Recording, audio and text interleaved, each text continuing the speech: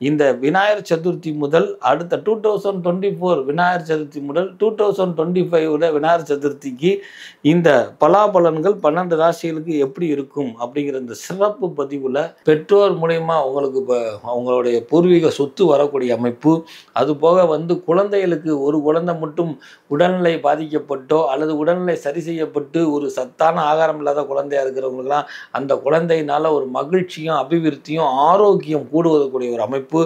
எல்லோருமே முதலில் என்கிடம் அடிபடியணும் அப்படிங்கிற இந்த கொள்கையில இருந்து விடுபடுங்கள். கொள்கையிலிருந்து விடுபடக்கூடிய அமைப்பை கிரகங்கள் தை மாசத்திலிருந்து நடைமுறைக்கு கொண்டு வந்தாலும் கூட என் ஆணை முகத்தான் முன்னே இருந்தே அந்த தன்மையை கொண்டு வரக்கூடிய அமைப்பு இருக்குது. நேயர்கள் அனைவருக்கும் விநாயகர் சதுர்த்தி நல்வாழ்த்துகளுடன். விநாயகர் சதுர்த்தி அப்படின்னு சொல்லக்கூடிய இந்த விநாயகர் சதுர்த்தியில இருந்து, அதாவது 2024 விநாயகர் சதுர்த்தியில இருந்து 2025 விநாயகர் சதுர்த்தி முடிக்க நம்ம முதல் கடவுளாகிய விநாயக பகவானுடைய பிறந்த நாள்ல இருந்து அவன் அருளால் பிறந்த நம்ம 12 ராசிகள் 27 நட்சத்திரத்துக்கு, ரிப்பீட் பண்ணுறேன், 12 ராசிகள் 27 நட்சத்திரத்துக்கு விநாயக பகவான் அருளால் அடுத்த விநாயகர் சதுர்த்தி முடிக்க 12 ராசிகளுக்கு உண்டான பலாபலன்களை பார்ப்போம். கை நிறை கணபதி அப்பமோ டபுள் பொறி அப்படின்னு சொல்லியிருக்கிறாங்க. கை நிறைய ஒரு மண்ணையோ ஒரு மஞ்சளையோ ஒரு மாட்டு சாணத்தையோ ஒரு உப்பையோ நம்ம பிடித்து வைத்தால் அது விநாயகராக ஏற்றுக்கொள்கிறாராம் விநாயக பகவான். அப்போ அவன் எவ்வளோ கருணை உள்ளம் பொருந்தியவன். அதனால சொன்னாங்க கை நிறை கணபதி அப்பமோ டபுள் பொறி. ஒரு எளிமையாக அவனுக்கு ஒரு அப்பமோ, அதுவும் இல்லைங்க, அவுள் பொறி வைத்தா கூட அவன் உள்ளம் மகிழ்ந்து உங்களுக்கு உதவ முன் வந்து விடுவானா. உள்ளம் மகிழ்ந்து உதவக்கூடிய எந்த பாரபட்சமும் இல்லாமல் ஓடி வரக்கூடிய கணபதிங்கிறனால தான் அவனை முழு முதல் கடவுள் அப்படின்னு சொல்லப்பட்டிருக்குது. இன்றைக்கும் நம்ம எந்த விஷயத்தை இது பண்ணாலும் விநாயகரை வணங்காமல் எந்த ஆலயத்திலையும் செய்வது கூட இல்லை. ஆக எல்லோத்துக்கும் முழு முதல் கடவுள் சொல்லக்கூடியது. ஏன் நம்ம நிகழ்வில் இந்த விநாயகர் சதுர்த்தி முதல் அடுத்த விநாயகர் சதுர்த்தி முடிக்க நம்ம இந்த ராசி பலனை எடுத்தோம் அப்படின்னா, அண்டம் சொல்லக்கூடிய இந்த உலகம் விநாயகருடைய வயிற்றுல இருக்குதான். அதனால தான் அவனுக்கு தொந்தி பெருசாக இருக்குது. அப்பேற்பட்ட முழு முதல் கடவுளை நம்ம வணங்கும் பொழுது இந்த அண்டம்னு சொல்லக்கூடிய இந்த பூலோகத்தில் நம்ம பிறந்திருக்கிறோம்.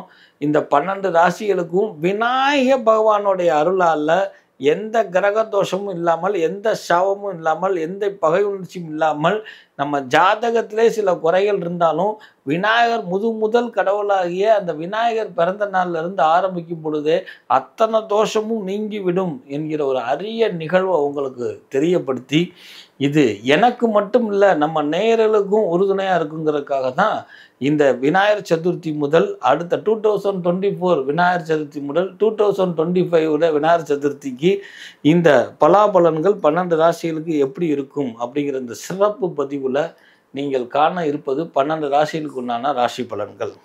நேயர்கள் அனைவருக்கும் விநாயகர் சதுர்த்தி நல்வாழ்த்துகளுடன். ரிஷபர் ராசி நேயர்களுக்கு இந்த விநாயகர் சதுர்த்தியிலிருந்து வரக்கூடிய 2025 முடிக்க இருக்கக்கூடிய விநாயகர் சதுர்த்தியில் ரிஷபராசிக்காரர்கள் பட்டதே போதுமென்பார் அப்படின்னு சொல்கிற அளவுக்கு இருந்த பட்ட கஷ்டம் முற்றிலும் நிவர்த்தி ஆகக்கூடிய அற்புதமான ஒரு அமைப்பு இந்த ரிஷபராசிக்காரர்களுக்கு விநாயகர் சதுர்த்தி. ஏற்கனவே என்னுடைய சென்ற பதிவில் நம்ம வரலட்சுமி நோம்பில் இருந்து இந்த ரிஷபராசிக்காரர்களுக்கு படிப்படியாக நன்மை இருக்குன்னு சொன்னேன். அதுவும் முடிந்து போய் இப்போ விநாயகர் சதுர்த்தி காலகட்டத்தில் இருந்து இது முடிக்க பொருளாதாரத்தில் காரிய தடங்களாக இருந்தவங்களுக்கு அல்லது வீடு மனை வாகனங்கள் வாங்க முடியாமல் வில்லங்கமாக இருந்தவங்களுக்குலாம் வீடு மனை வர்றது, பெற்றோர் மூலயமா அவங்களுக்கு இப்போ அவங்களுடைய பூர்வீக சொத்து வரக்கூடிய அமைப்பு, அதுபோக குழந்தைகளுக்கு ஒரு குழந்தை மட்டும் உடல்நிலை பாதிக்கப்பட்டோ அல்லது உடல்நிலை சரி செய்யப்பட்டு ஒரு சத்தான ஆகாரம் இல்லாத குழந்தையாக இருக்கிறவங்களுக்குலாம் அந்த குழந்தையினால ஒரு மகிழ்ச்சியும் அபிவிருத்தியும் ஆரோக்கியம் கூடுவதற்குரிய ஒரு அமைப்பு.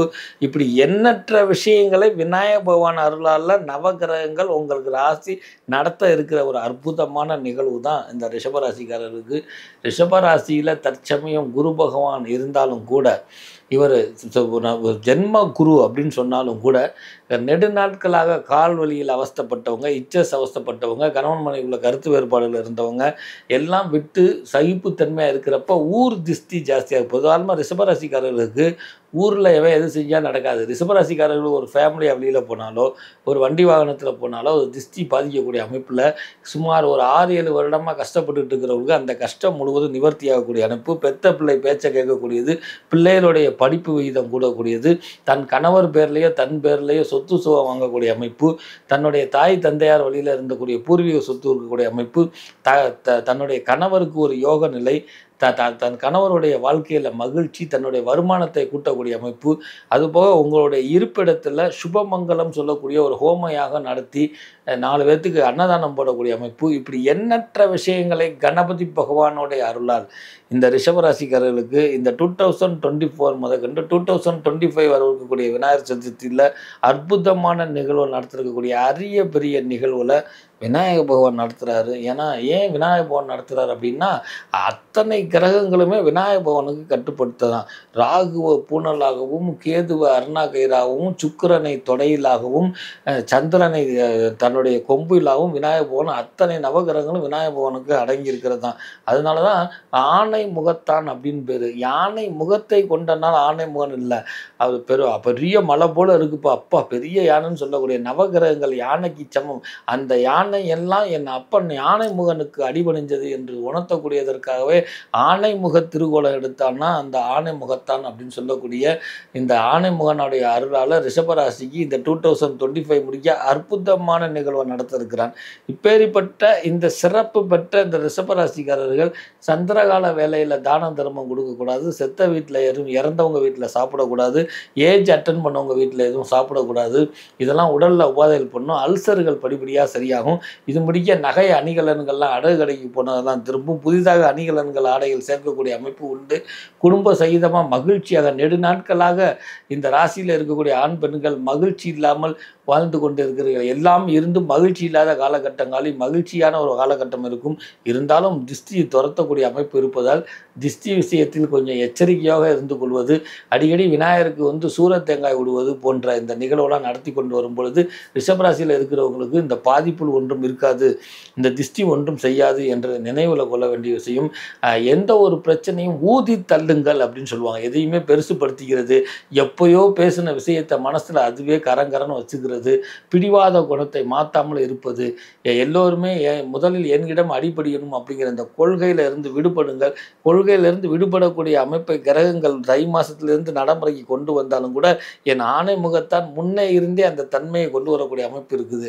அப்போ உங்களுடைய தீய குணங்களை ஊதி தள்ளுங்கள் அப்படின்னு சொல்லுவதற்கிணங்க இந்த ரிஷபராசிக்காரர்கள் பிரதானமாக வணங்க வேண்டிய விநாயகர் ஆலயம் அப்படின்னு எடுத்தா எல்லோரும் குலதெய்வ வழிபாடு எவ்வளோ முக்கியமோ அந்த மாதிரி ரிஷபராசிக்காரர்கள் வணங்குவது மதுரையில் இருக்கக்கூடிய மீனாட்சி சுந்தரேஸ்வரன் சொல்லக்கூடிய மீனாட்சி சுந்தரேஸ்வரர் கோயிலில் தெற்கு கோபுரத்தை நோக்கி போகும் பொழுது ஒரு தொட்டி பகுதியில் விபூதி நிறைந்த விபூதி விநாயகர் என்று சொல்லக்கூடிய ஒரு அற்புதமான விநாயகர் குளத்துக்கரையில் இருக்கிறார். அதனால தான் விநாயகர் பகவானுக்கு ஆத்தங்கரை குளத்தங்கரைன்னு சொல்லப்பட்டிருக்குது. அந்த மீனாட்சி அம்மனுடைய பொற்றாமரை குளத்துக்கு அருகில் தெற்கு கோபுர வாசலுக்கு அருகில் தொட்டியில் விநாயகர் இருக்கக்கூடியது தான் விபூதி விநாயகர்னு பேர். ரிஷபராசிக்காரர்களுக்கு தன்னுடைய தீய குணங்களை, தன்னுடைய சந்தேக குணங்களை, தன்னுடைய தொழிலில் இருக்கக்கூடிய காரிய தடங்களை, தன்னால் இருக்கக்கூடிய திஷ்டிகளை நீக்குவதற்கு இங்கே இருக்கக்கூடிய இந்த விபூதி விநாயகரை சென்று வணங்குவதும், அந்த விபூதியை அவர் மேல் சாத்தி விட்டு தாங்க இருக்கக்கூடிய தொட்டியிலிருந்து விபூதியை வலித்து அவர் மேலே சாத்தி அதை நீங்கள் இட்டுக்கொள்வது திஷ்டியை குறைக்கும், காரிய வெற்றியை குடிக்கும், தன்மானத்துடைய பிரச்சனையை குறைக்கும், பொன்னும் பொருளும் மணியும் சேரும், பொருளாதார வளத்தை சிறப்பு பெற வைக்கும். நவகிரகங்களில் குரு என்ன செய்யும், சனி என்ன செய்யும், நவகோள்கள் தான் என்ன செய்யும் இருக்கிறவங்களுக்கெல்லாம் ஒரு விமோச்சத்தை கொடுக்கும். அந்த விபூதியை சிறிது எடுத்து தாங்கள் உண்ணும் போது கற்பப்பை சம்பந்தப்பட்ட கோளாறுகள், கற்பப்பையில் பாதிப்பு எடுப்பவர்கள், இடுப்பு சார்ந்த பிரச்சனையில் இருப்பவர்கள், ஒரு சில ஆண்களுக்கு குழந்தை பாக்கியம் இல்லாதவர்களுக்கு கூட குழந்தை கொடுப்பானா அந்த விபூதி விநாயகர். அதை இந்த விநாயகர் சதுர்த்தியிலிருந்து ரிஷபராசி ரிஷபராசியில் இருக்கிறவங்க நடைமுறைப்படுத்துவது சிறப்பு பெறும். அதாவது ரிஷபராசியில் இருக்கக்கூடிய பிரதானமாக மிருகசீஷம் 1-2 பாதத்தில் இருக்கிறவங்க அல்லது ரோகிணியில் இருக்கிறவங்களுக்கு திருமணம் ஆகவில்லை சார், காலதாமத திருமணம் முறிவுக்கு போகக்கூடிய ஒரு சூழ்நிலை அப்படின்னு இருக்கிறவங்களாம் ஒரு முறை விபூதி விநாயகரை சென்று விபூதியோடு வணங்கிவிட்டு அந்த விபூதியை பூசிவிட்டு வாருங்கள். சூரியனை காட்ட பனி போல் நிவர்த்தி கொடுக்கக்கூடிய அற்புதமான நிகழ்வுகளை ஆணை முகத்தான் உங்களுக்கு அருள் புரிவான் அப்படிங்கிற ரிஷபராசிக்காரர்கள் நன்கு நினைவில் கொண்டு விபூதி விநாயகர் உங்களுடைய பிரச்சனைகளை அனைத்தையும் ஊதி தள்ளுவான். என்றும் அவன் உங்கள் விபூதி ரூபமாக உங்களுடன் துணை இருப்பான் என்று சொல்லி உங்களிடம் விடைபெறுவது வணக்கம்.